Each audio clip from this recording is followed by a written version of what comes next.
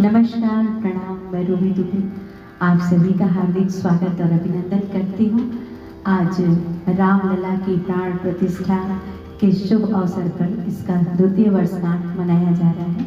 तो मैं एक बहुत सुंदर गीत सुनाती हूँ जो राम जी को टोना ना लगे, इतना अद्भुत श्रृंगार होता है और भगवान को टोना ना लगे, तो मैं एक टोना गीत सुनाती हूँ।